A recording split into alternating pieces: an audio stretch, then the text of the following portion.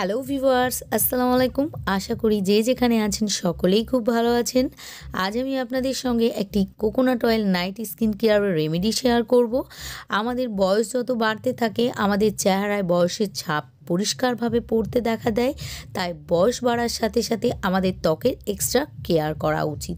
বয়স আমাদের 30 পেরোতে না পেরোতেই ত্বকের মধ্যে রিঙ্কল, ফাইন লাইন, পিগমেন্টেশন ও বিভিন্ন ধরনের ডার্ক স্পট, ব্ল্যাক প্যাচেস পড়তে দেখা যায়। সেই সঙ্গে কারো কারো আবার স্কিন এতটা খারাপ হয়ে যায় যে চেহারা একেবারে ডাল, ড্রাই ও বেজান দেখায়। কিন্তু আজকের রেমেডিতে আপনাদেরকে আমি দেখাবো কিভাবে আপনারা রোজ রাতে ঘুমোতে যাওয়ার আগে কোকোনাট অয়েল অর্থাৎ নারকেল তেল আপনাদের চেহারায় লাগাবেন, বা নারকেল তেলের সাথে আর কি মিশিয়ে লাগালে আপনাদের ত্বকের সকল সমস্যাকে দূর করবে, স্কিনকে স্পটলেস বানাবে, লাইটেন ও ব্রাইটেন করে তুলবে, সেই সঙ্গে এজিং সাইনকে দূর করে স্কিনকে রেডিয়েন্ট, সাইনি ও রিঙ্কেল ফ্রি করে তুলবে।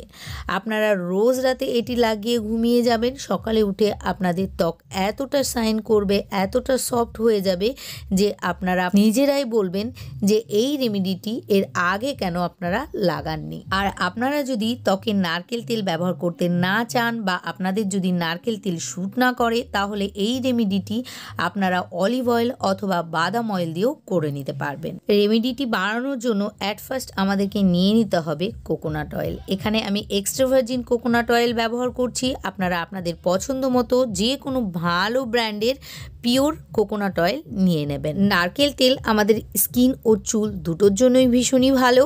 নারকেল তেল সব ধরনের স্কিনের জন্য সুইটেবল। এর মধ্যে অ্যান্টি ইনফ্লেমেটরি প্রপার্টিজ থাকে যা আমাদের স্কিনকে প্রোটেক্ট করে, স্কিন সফট ও সাপল বানায়, সেই সঙ্গে যে কোনো ধরনের স্কিন ইরিটেশন, ফুসকুড়ি, চুলকানিকে ভালো করে, স্কিনকে ফর্সা ও গ্লোয়িং বানায়। আর এই নারকেল তেল দিয়ে যদি নিয়মিত ত্বক মাসাজ করা যায় তাহলে আমাদের স্কিনের রিঙ্কেল ও ফাইন লাইন দূরে চলে যায়। ত্বক 20 বছরের মতোই টান টান দেখায়, আপনার অরিজিনাল বয়স যতই হোক না কেন। এখানে আমাদেরকে একটি বাটির মধ্যে 1 চা চামচ নারকেল তেল নিয়ে নিতে হবে। তারপর আমাদেরকে এর মধ্যে একটি ভিটামিন ই ক্যাপসুল নিয়ে সেটিকে কেটে অথবা পিনের সাহায্যে ফুটো করে অয়েল এর মধ্যে অ্যাড করতে হবে।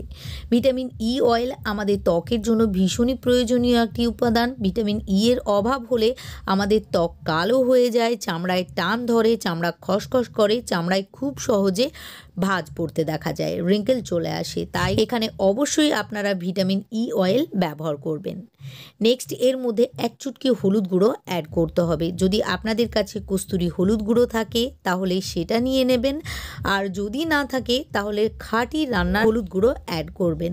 হলুদের মধ্যে অ্যান্টিব্যাকটেরিয়াল, অ্যান্টিমাইক্রোবিয়াল ও অ্যান্টিসেপটিক প্রপার্টিজ থাকে, যার ফলে হলুদ ত্বকে লাগালে ত্বকের রং তো ফর্সা করে তোলেই, সেই সঙ্গে ত্বকের মধ্যে একনি, পিম্পল, দানা দানা, র্যাশ ইত্যাদিকে হতে দেয় না ও দাগ ছোপকে তুলে ফেলতেও সাহায্য করে।